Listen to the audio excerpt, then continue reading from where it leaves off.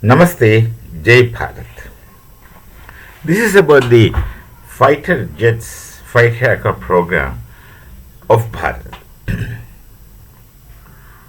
I didn't know how many of you know that way back in after 1950, Bharat started the whole program or idea of fighter aircraft.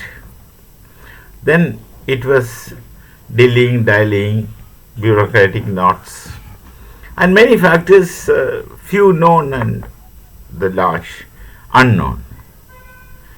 Then it went on and on and on, and eventually we came out with a Hindustan fighter, which really formed into fighter aircraft. And we also had squadrons in the 70s, squadrons of Hindustan fighter 24, HF 24.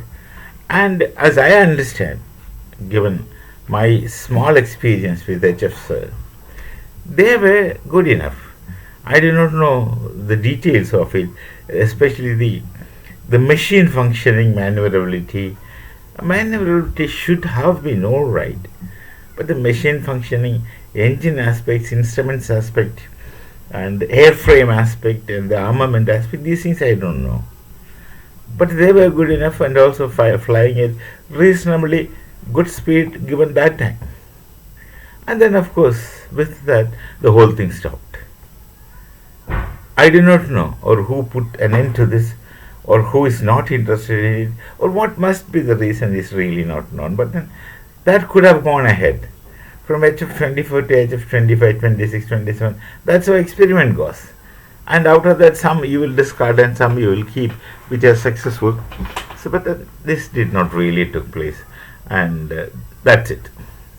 Then much later we hear about the Tejas and an engine which we were trying to make, Kaveri engine. Of course, engine is the ultimate thing that we made. And that also very, very, very recently, maybe a month or so before, that the Kaveri engine was tested in Russia. And they have made it perfect. There was a small glitch. The tail rotator blades had to be stabilized. Small things, and then only the aircraft can generate the requisite thrust, etc. These are too technical for common person hearing. So it finally evolved, came into existence.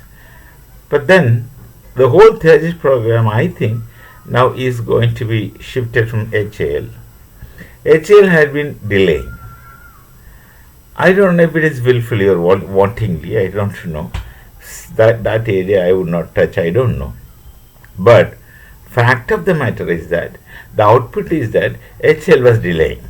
Similarly, the General Electricals who were supposed to have supplied us these engines for Tejas, GE some number, that also they have never kept the promises they made.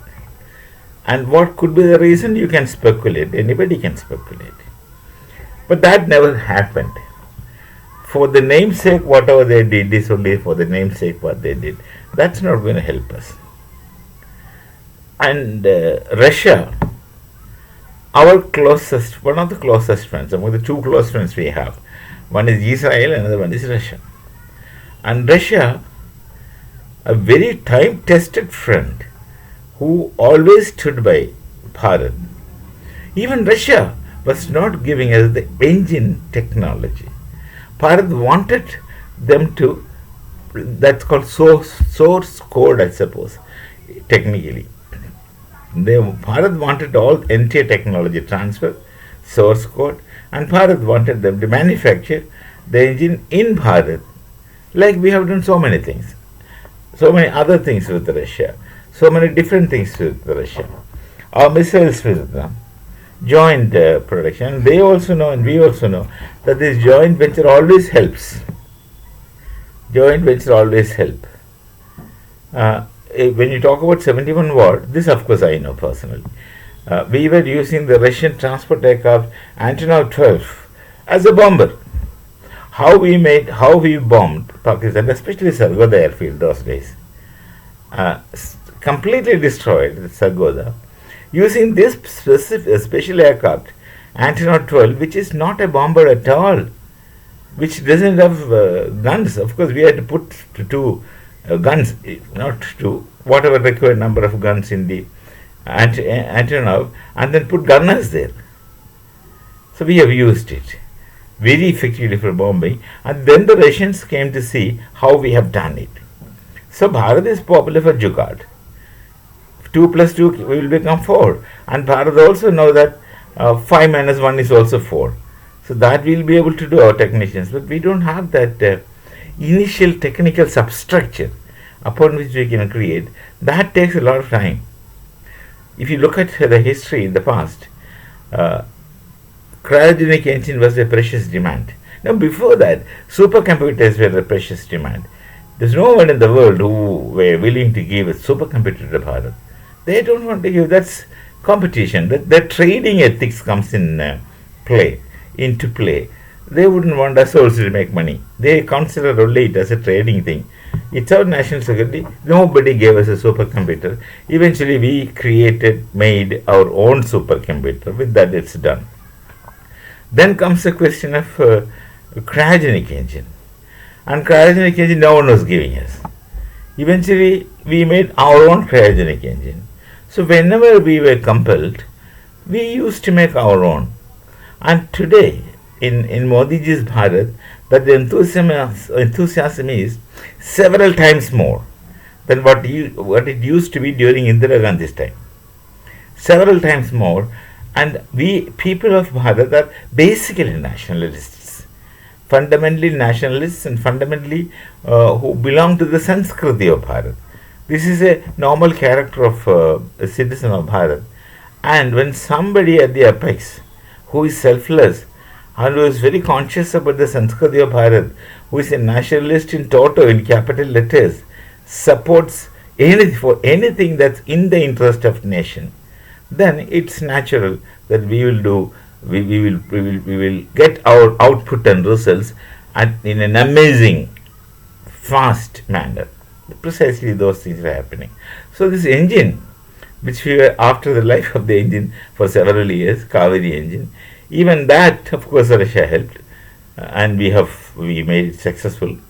But they were not giving us, Russia's best friends were not giving us the source code and a complete technology transfer of the aircraft which they were giving to us, especially the fifth generation Shield, etc., which they say that they have. The Sukhoi, one of the Sukhois. Why? Is it because they don't want us to progress? No, certainly not. That's not the case. It's not that they don't want us to progress, but so the thing is that an aircraft is sold to a nation. The after maintenance of the aircraft and the spare part of the aircraft and the servicing done by them for those people who know the technical know-how, that is a real profit. And there a trader would not compromise. That's the only reason why Russia was not transferring the technology completely. But then, out of the blue, suddenly, France agrees to transfer technology, everything, and agrees to make Rafale in Bharat with a complete transfer. Now, what makes or made France to do is something to be thought. There is no politics in it. And they are willing to sacrifice the traders' ethics of keep making profit from the maintenance and spare parts. They forgot that. Most likely, this is what I think, this is my speculation. The French are fundamentally very intelligent people. They also have far thoughts. They can see beyond their nose very far. They have seen the character of Bharat.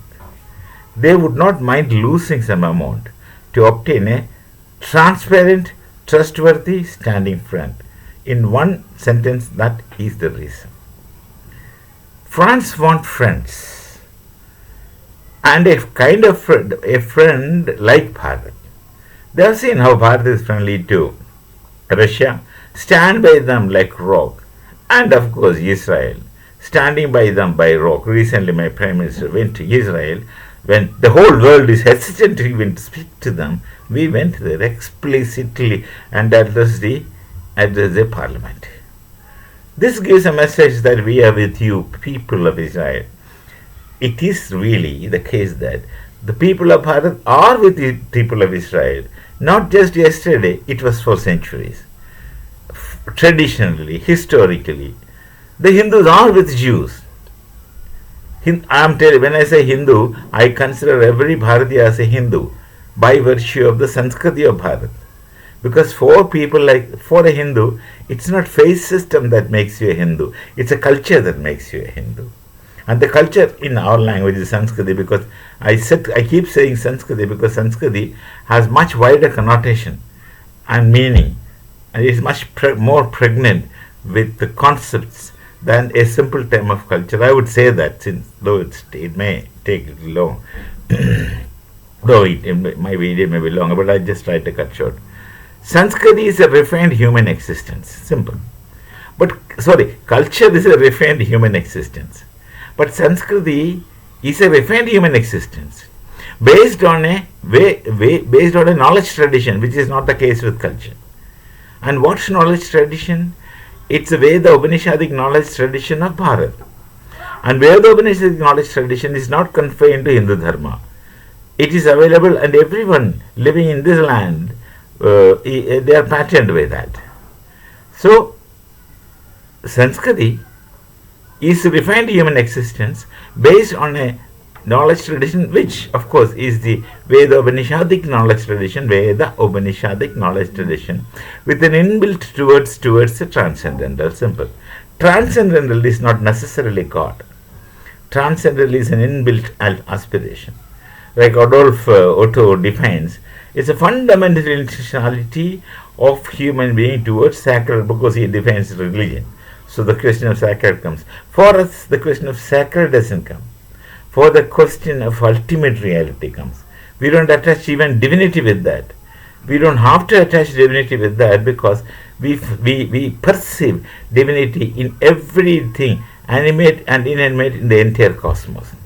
So the ability to perceive divinity is within a Hindu. A Hindu means everyone who lives in Bharat. It's a cultural, it's a sanskaric term that I use, not to stand for religion. In any case, Hindu dharma is dharma, not religion. These are two different things. Some other time I might speak about it. So France would find it, they wouldn't mind sacrificing anything to get a friend like Bharat. Because they had somebody in France, someone sensible in France must have been thinking in this direction. Look at these people. They stand by you, and they are selfless and transparent. And their friendship is not for gains. The friendship is for friendship. We will be mutually benefited, and benefits will be mutual. They will treat everyone with equal respect, and there is no bigger brother, small brother, nothing like that. Everyone is equal. The smallest nation is equal, insofar as they are a nation. So that's the kind of relation Bharat maintains. That's the kind of relation Bharat has. That's the kind of character Bharat has. And France would definitely want to have something like this. Is my speculation. So they wouldn't mind losing even technology and source code, or going and making in Bharat. Of course, is beneficial to them. Making in Bharat for them as well. Then they'll have a standing friend, a permanent friend. This is the case with France. And the relation between France and Bharat had been also going very strong for quite some time, in spite of the fact that they are in European Union, who consider themselves as whites and we as browns, etc. That's not for French people. They, right from the beginning, do not have this kind of discriminations. The British used to have. And European Union is actually weakening. The America's big hand is actually disturbing them. If France wants to have an independent stand, they will need France outside Europe. And who else they will turn to? Bharat. And we welcome transparency. We welcome equal terms. We are otherwise sufficiently stuffed to attract respect. Bharat, the nation, is worthy of receiving respect by virtue of the Sanskriti, by virtue of the history, by virtue of the knowledge tradition, by virtue of the ability of our people, the potentiality of our people, the knowledge of our people, and the working pattern of our people, selfless. They do honest work, transparent work, and outcome is outcome. That's why there are many international what you call companies have their CEOs from Bharat, originally Bharat, say Hindus. And perhaps, this is again my speculation, France understands this much better than anybody else. They see the future.